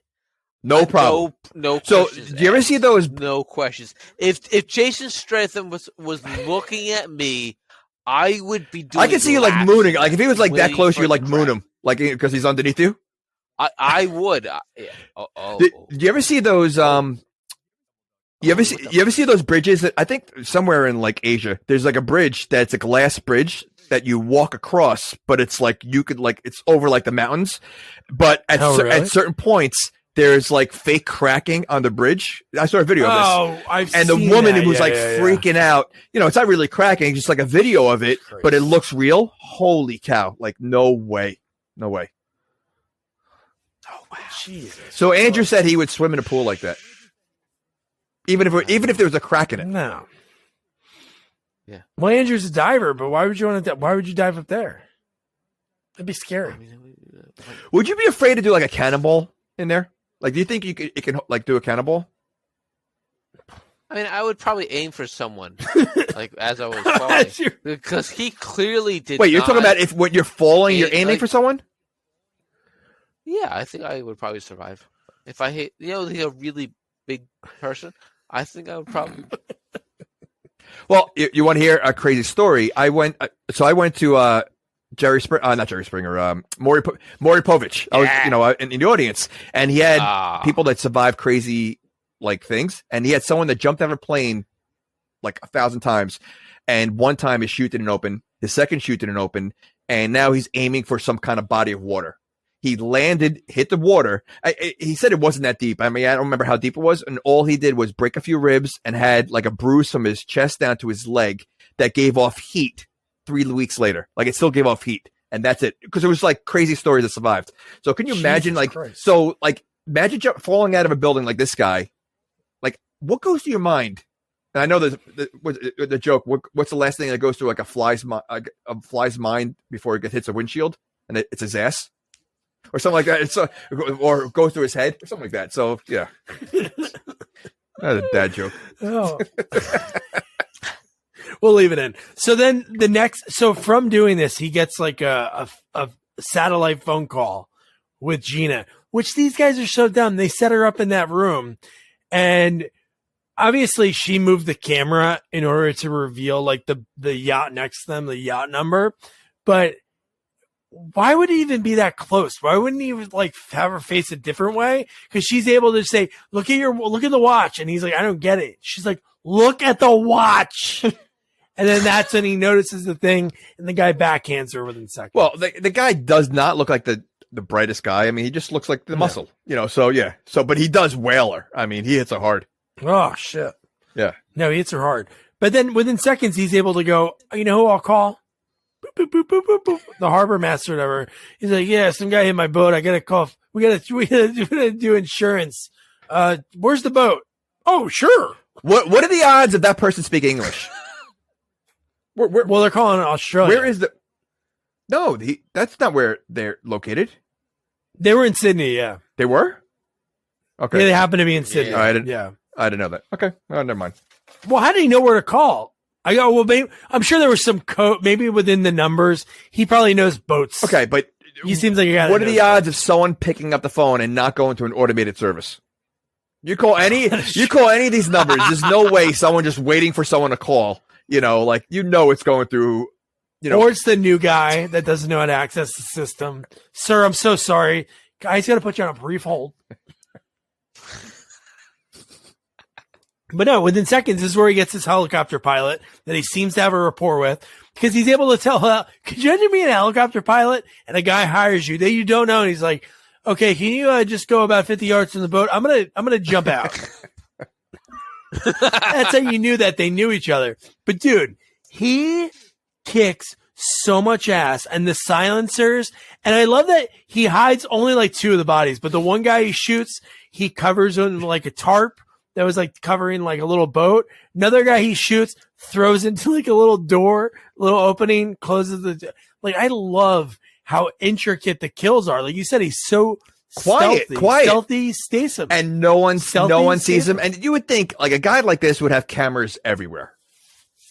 Exactly. Nothing.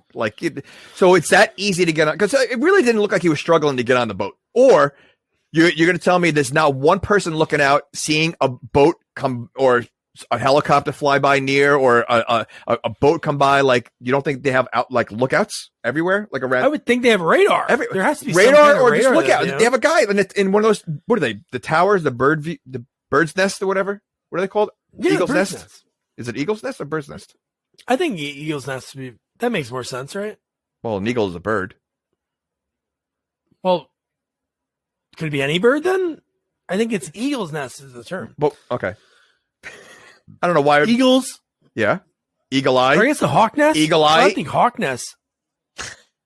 What's the difference? Hawks have better vision. Eyes like a hawk. Okay. Eagle eye? Heart like he eagle. Has an eagle eye. Why do you keep saying eagle eye? What is eagle eye? You never heard of eagle eye?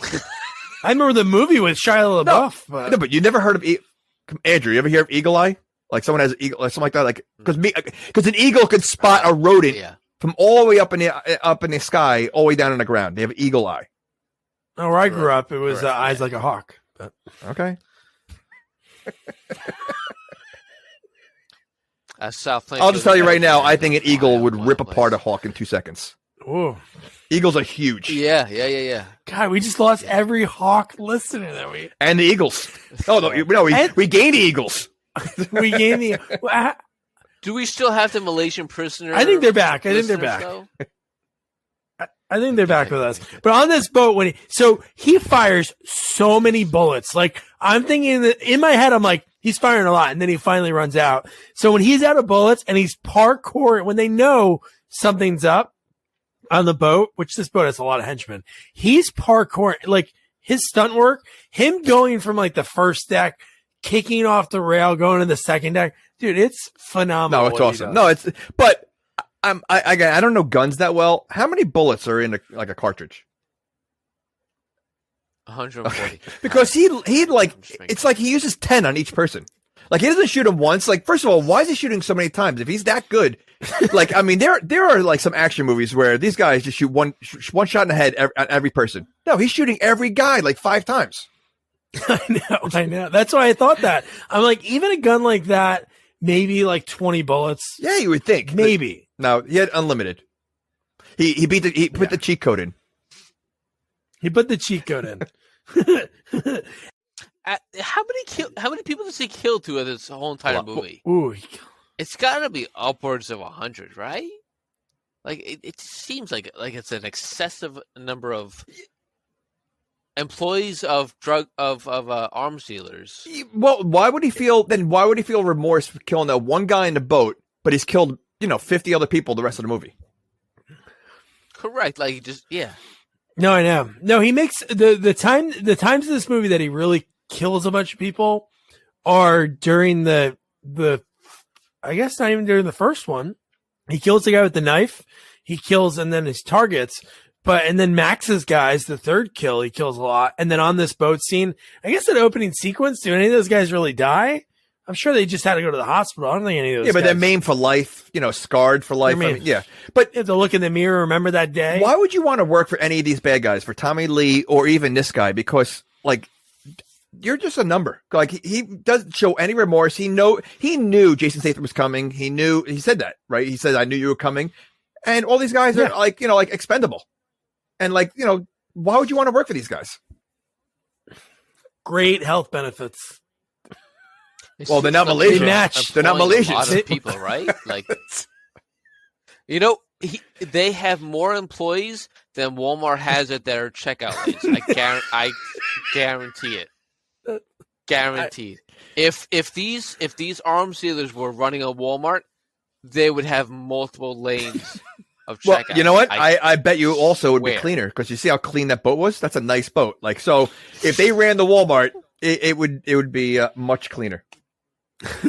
And then he finally gets caught, and this is the part that I love, because he's caught, and then what Crane says before he's tied up in a chair. He's tied in a chair, and Crane goes, "Do the kill or I kill her." And then you're thinking, okay, they'll let him out because he has to go do the kill, right? No, he doesn't even allow that to happen. He swings the chair, breaks, knocks two guys out, and then he jumps off through the window. Okay, so at this point, if you're the bad guy, you have to say, all right, he's already snuck on the boat. He'd already he really mowed down everybody from the beginning of the movie to now. Let's just, he got rid of two of the guys. Let's just call it a day. He got rid of two people. There's only one left. We're still in charge. He's going to come back for us. Let's just give him his girlfriend and let him walk away. No. Exactly. Yeah. The market share went up already. If there was 25%, if you thought that killing the other three would give him everything, now he's going to split everything with Max. Whatever. He went up 25%. And he doesn't think he's going to be pissed. He's still, even if he does the last job, he's still going to come back and kill you. He's going to do that. So, yeah. But you beat the shit of or killed most of your guys on the boat, and you still give him another opportunity. Yeah. What? Well, there's a lot of trust in this movie. There is. And then the fact that he was smart enough that when he got dropped off by the helicopter to put an oxygen tank under the boat, and his little dude, whatever that thing is the coolest thing in the world. Oh, the little yeah. Whatever the underwater thing. They've used that. It's funny. They actually I watched the challenge, on MTV, and they actually, one of the challenges was using that to go underwater to do a lot, untie a rope. And they use that thing. Oh my God. Yeah, that thing is very cool. That did look cool. So then the last target is Max Adams, an American arms dealer, played by Tommy Lee Jones. Dude, his outfits in this movie and his soul patch. Wait, his outfits? He's wearing silk pajamas.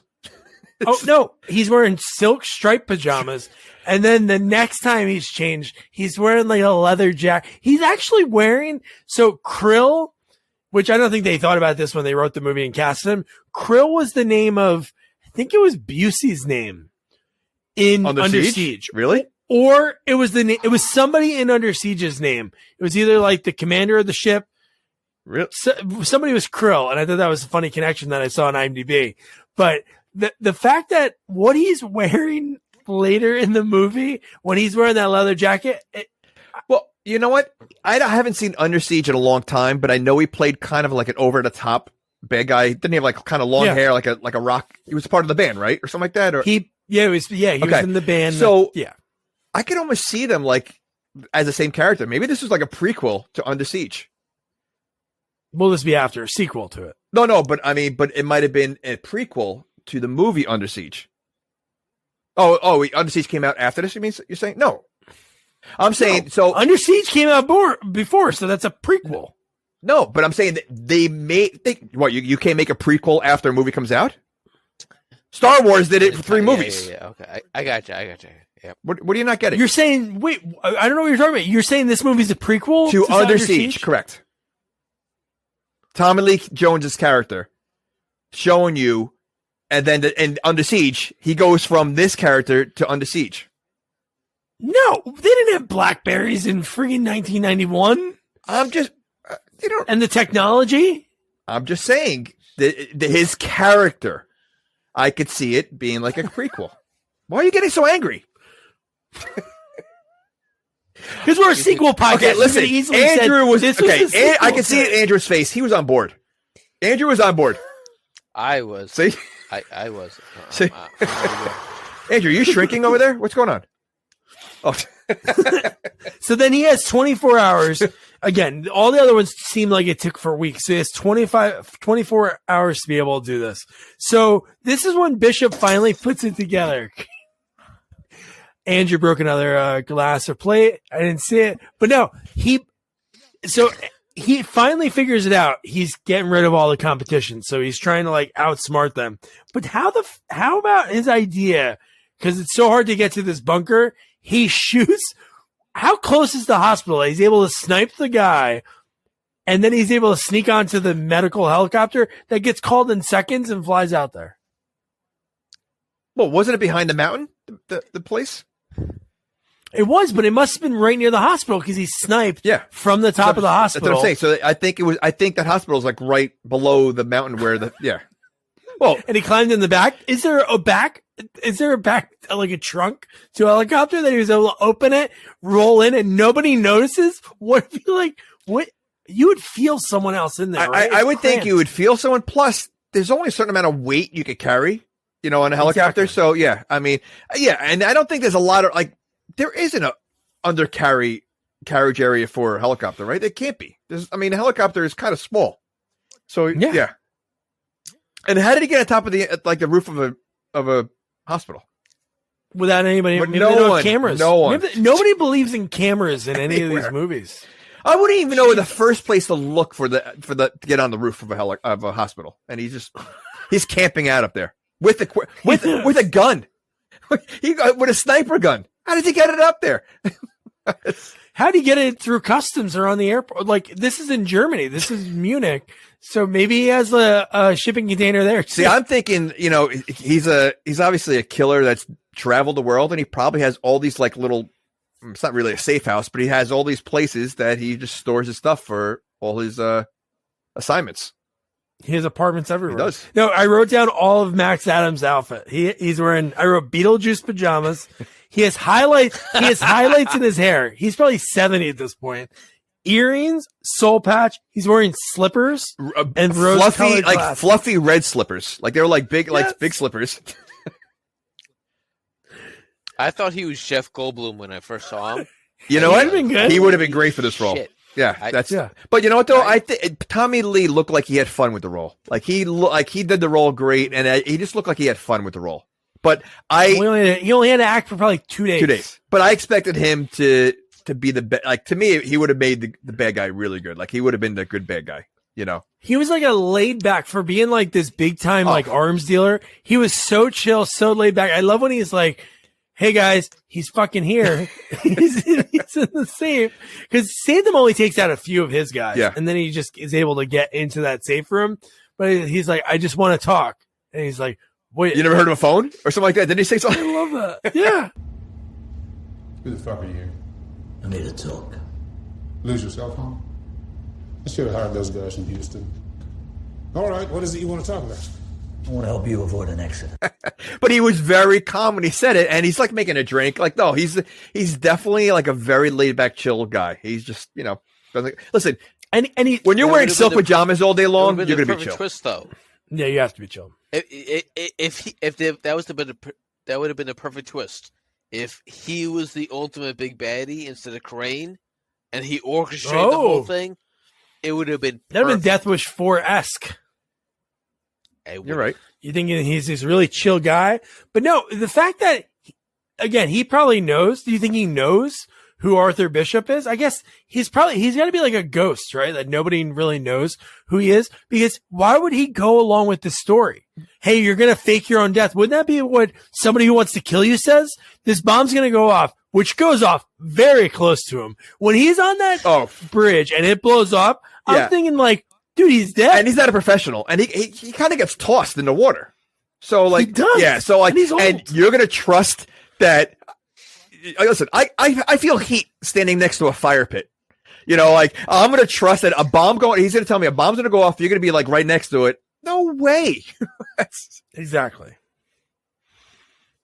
And then he tells Crane that Adams is, dead in the sub with his prized possessions. And then Crane's going to send his guys to confirm it. And dude. Well, did they confirm all the other kills? Oh no, because on the news they said they couldn't find the body. Okay. So that wasn't like confirmation. I guess because the news, couldn't he have paid somebody or put out like a fake broadcast? But no, the fact that he pulls shoot 'em up, setting up the guns. Yep. Dude, Home Alone. Yes! That's what I wrote down. It's a home. This whole excellent. scene is Home Alone by far. Yeah. I mean, I don't think, honestly, I don't think any of those things would have worked. Like in real life, if you set up a machine gun like that, I don't think that's working like that. Yeah, probably it would have to be pretty stabilized, like secured not to move. And aiming exactly where it needs to be, where it kills everybody, where the gun is. Like he knew exactly where they're going to stand for that gun to go off. No. So again, Crane doesn't have freaking cameras on his boat, but he has a FaceTime that he's able to watch this entire. There's the signal's so good that he's able to watch from his like main like henchman guy this whole time. I loved his death because that guy really, obviously all he really did was slap Gina. So there wasn't like so much, like it's not like him and Arthur had like some kind of like back and forth that were like, I'll get you later. But when he thinks he can hide in the sub and he tosses the grenade in there, like just, that was if you're, what's his name? Crane? You're going to run out of, like plates and glasses for your next dinner party. Dude, your mom's Elvis plates. She loves those.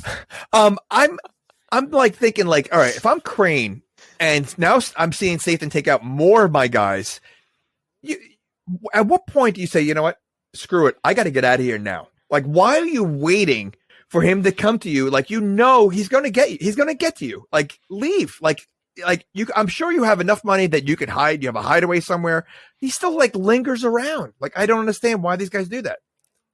I don't understand either. And he's able to, from that scene, he gets on his dolphin propeller thing. And then it's almost like he's in Germany. Right? He's in Munich and then he's able to go to Australia. It's almost like it looks like he's going right from there because they show him on the propeller thing. And the next thing he's on that boat. Well, he's right near the propeller thing lasts about 8 hours. So, when you with the battery life. So, they edit out the scene that he has to stop and charge it for a little bit and get a sandwich. But no, so he's there in seconds and then Gina's on a boat and in this scene, Raheem is on this. He's with Jessica Alba in this scene. But dude, the fact that he doesn't have a gun and he's able to take them all out with a knife. You have a bunch of bad guys. He has no gun. Like you said, they all have guns. You're gonna tell me now one person can shoot him? Not one? This is the part where, because there wasn't real blood. Like it wasn't like effects. That was a lot of computer. And dude, in the next, I'll talk about it now, but when he is like down and they're shooting at him, the bullet holes, dude, they look like when people put bullet holes on cars, like those crappy decals that morons put on their cars. We just lost the one guy that does that. He's like, man, I thought that was cool. But no, dude, those things look like that on that like white leather couch behind him. It was so funny to see that because when he starts moving, you could sort of see them like not look as good behind. Oh my gosh, man. Yeah, I know. That's what like made me laugh in this movie. Like, they definitely had some good like stunts and stuff that they showed, but they chinched down on a lot of other things that were so obvious. Like, you know, they should have spread out the budget a little better than I think, you know, they did.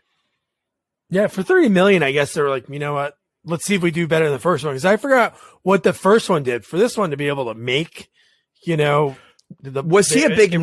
Was he a big name in the first one? Oh yeah, he was. He was already big. Transporter movie. Yeah, first one came out in 2011. Transporter movies are 2002. Okay. So they also had a bigger star too. They had Ben Foster, I think, in the first one. Yeah, but he wasn't even super big at that point. Okay.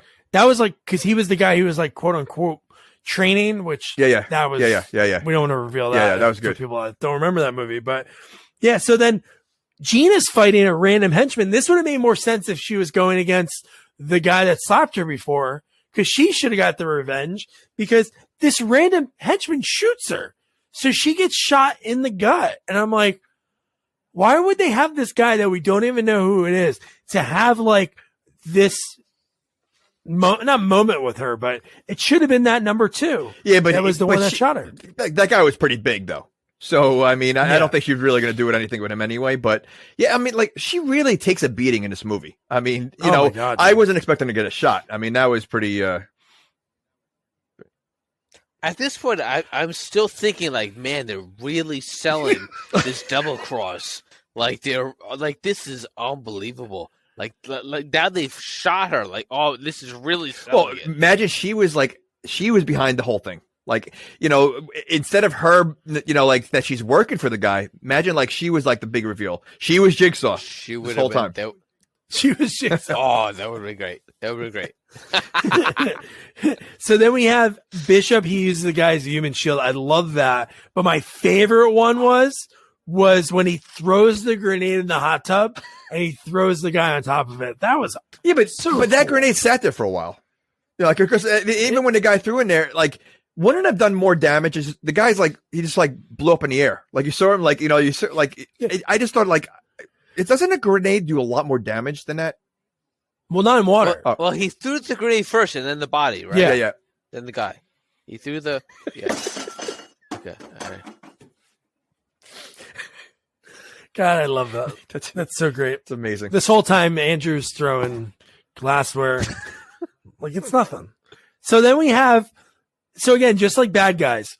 So if you're going to get off a boat, if you know you can get off a boat, okay?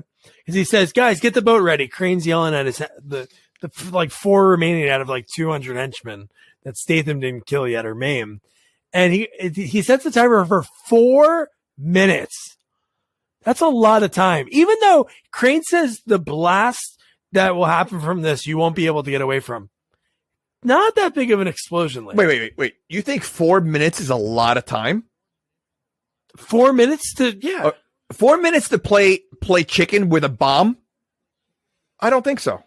Like think about, like, all right, you're leaving to go somewhere, you know, with your wife in the car. How long does it take you to go from the inside your house to get to the car, to get the car started, to move? 4 minutes is not a lot of time. And they're at one end of the ship. They had to get to the other end of the ship. Well, that's dumb on Crane's part. Wouldn't he give himself more? I just thought the fact that, I don't know, I always think those guys don't give, it gives too much time to like a guy like Arthur Bishop to be able to, you know, just foil his plan. Yeah, but I don't think it's giving you enough time, because it literally, like, he was barely getting away when Bishop got to him. So I don't know. To me, 4 minutes, I'd panic. Even better, not even the 4 minutes. How about this guy has all this technology? He's able to watch the guy, you know, in Munich, like going to the sub, like on satellite. Why wouldn't he just have a button that he's able to get away and then able to just blow up Arthur? What's the button to get him away? Like eject him? No, I'm saying he has a button that blows up the ship, so he does it whenever he wants. Yeah, that would make more sense, but, you know, it's not as intense. Yeah, why wasn't he in that escape pod? Yeah, no, dude, you're right. Why is that on there? It reminded me of Star Wars. Yeah. It was a Star Wars escape pod. Do all boats have that? All yachts have that? What?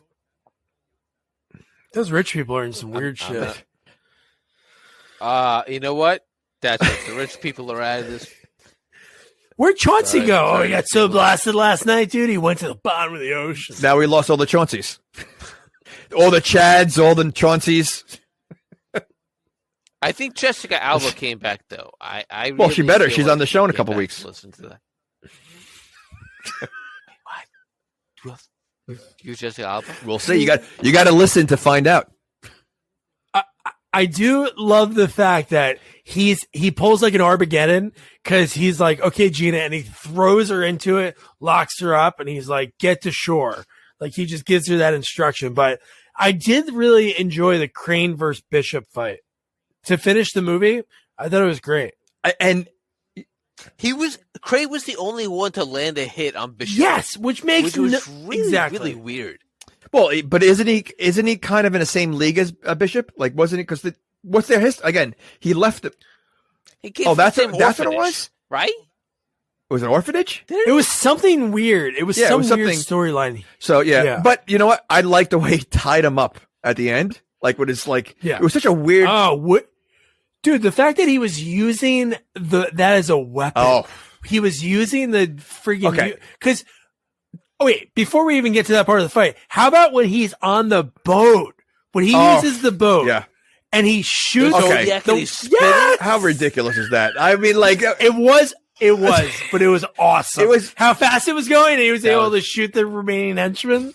And hit him exactly. You're gonna tell me he's not dizzy and he's able to shoot? Like that's like you ever do bat races? Like if you shotgun a beer and then you like spin on the bat.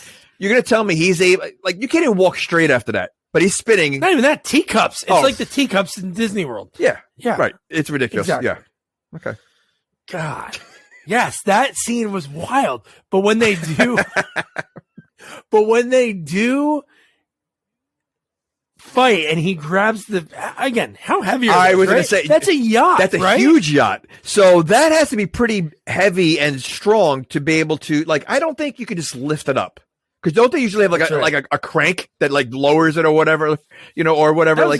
Anchors. Those anchors should be so heavy, but he's able to swing it around like a bat, and he's just about to hit him, and he just rolls out of the way. But no, I like. Yeah. Do they have anchors like that where you just throw it overboard like that, like in a big yacht like that? I can understand for a small boat. I would think again it would be a crank, like you have to lower it into the ground.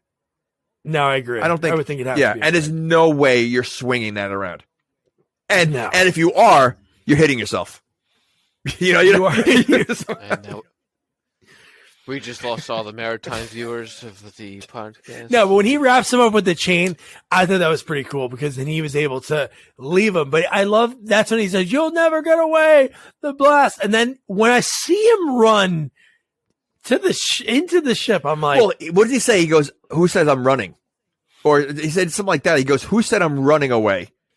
Yeah, which I thought like, all right, was he like flying out of there? Like does he have a hang glider? Is he like, I thought he was going back underneath. Yeah, something like what he said didn't make sense. Yeah. So yeah, the hang glider girl comes back from the opening sequence and picks him up, and then the credits roll. That would have been good. He should have said, "Who says I'm leaving?" Is what he should have said because he didn't leave. He did not leave. Nope. But so then Gina's pod pops up. They open her up. You see like all the cops, ambulances, and everything. And Max is hanging out there.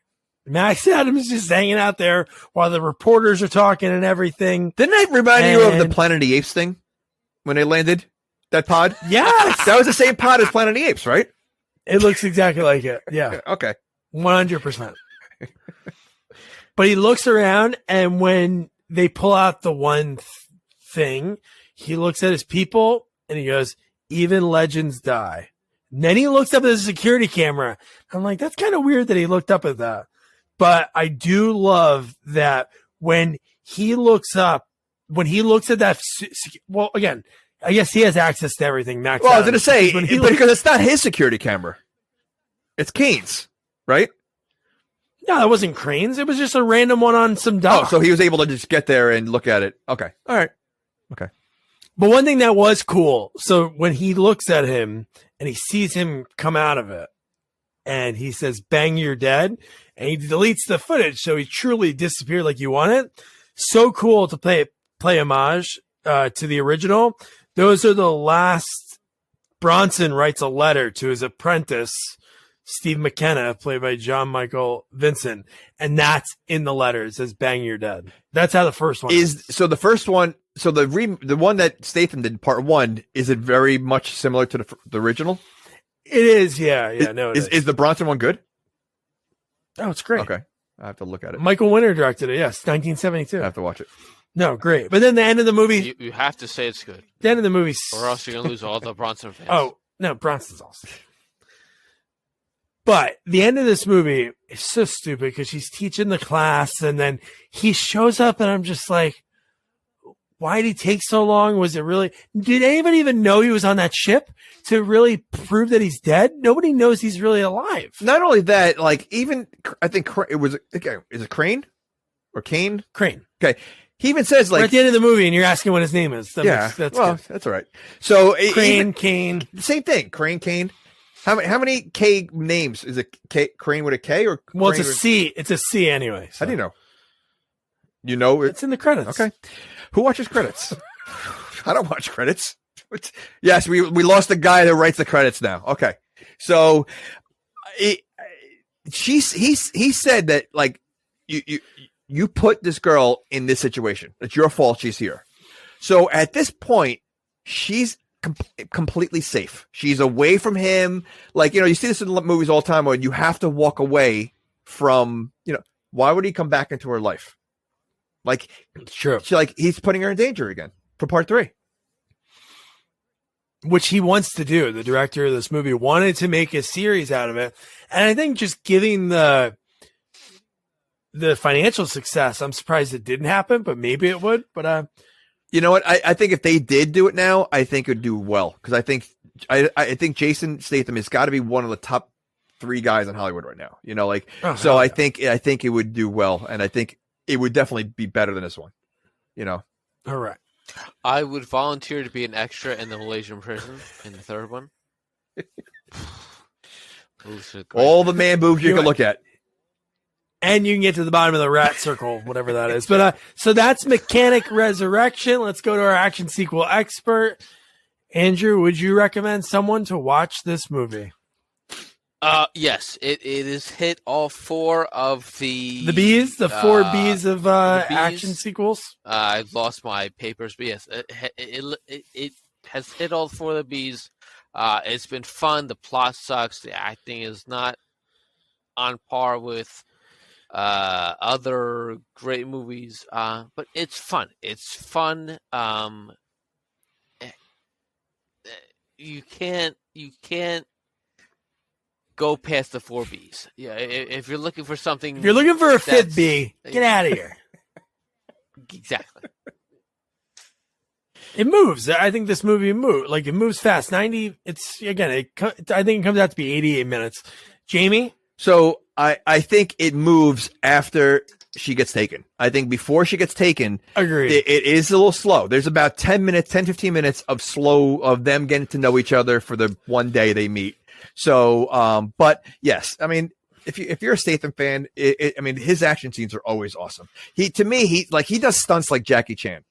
Jackie Chan always uses like props to like do parkour stuff and everything. And that's what Statham does. And I think, if you enjoy that kind of action, the action scenes are great. Just get past the first 20 minutes and you're okay. Well, yeah, watch the first 5 minutes because it's ridiculous and then skip the middle 15 and then the rest of the movie is good.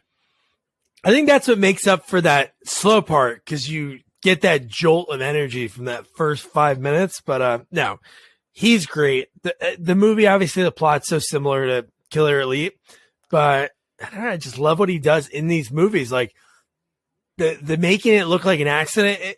It's more in the first one. They're like really intense, a few of them that he does in the first one.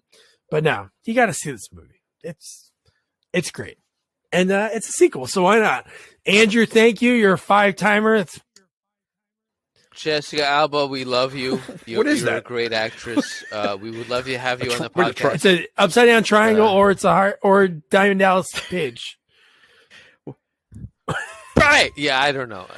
Jessica Alba, we love you. I just want to let you. Thank you, Andrew. So the next sequel up, I think Jamie's gonna hate me. Oh man, it's sort of a romantic thriller. I think this is our first like non. Every other genre. This is our first like romance. It's kind of like it's kind of like one of those softcore movies. There's not a lot of anything too rough in it. It's Mirror Mirror 3, The Voyeur. So bizarre. It's free on Plex TV, and it's the perfect Valentine's Day sequel. The movie has Billy Drago, David Naughton. I think I watched 45 seconds of that. David Naughton, who's an American Werewolf in London. He's in a ton of stuff. A young Mark Ruffalo. He was actually in Mirror Mirror 2, which surprisingly has Peter Vincent from Fright Night and Fright Night 2. I can't think. Wait, of we're his name doing right Mirror now. Mirror It's embarrassing. 3? We're doing Mirror Mirror 3. How many Mirror Mirrors are there? I think there's like 4 or 5. Is there a Snow White, anything to do with Snow White with this? No, not at all. Well, because it's Mirror Mirror on the wall. I know it's she gets Monique Parent, next week's guest. She gets like taken into it's bizarre. She even talks about it. The movie had 2 directors and there's 2 houses right near each other. So they're running from house to house filming the different scenes. But yeah, I can't think of his name. Planet of the Apes. Charlton Heston? This is killing me. No, the guy that was in Fright Night 2. Cornelius? Legendary. Roddy McDowell Cornelius. was in Cornelius. Yeah. He's in Mirror Mirror 2, which to me is like mind blowing, but no, it'll be fun to talk about because I watched some of it and Jamie. So you're already saying that this is going to be on my list of movies I hate. You're gonna. Oh, dude, I think you might dump me. But no, so I talked to Monique, which I remember her growing up from like these B movies that she was in, and she was in like those late night Skinemax movies. But she talks about how she started her career in the B movie world, and then she was the face of like the Skinemax type movies. And then she worked with Jim Wynorski, so she had some fun Jim Wynorski stories. And then recently she starred in the Lifetime movie Killer Ambition that just premiered. And that also has our friend of the podcast, Sean Kanan, in it. So she had a cool rapport, like working with Sean. So it was a great chat that got short. My friggin' power went out. But no, she was a lot of fun to chat with. So don't forget to review, rate, share our podcast. Follow us on all social media at Sequels Only. And don't forget to check out our website, sequelsonly.com. Good night. Good night. It makes me laugh every time.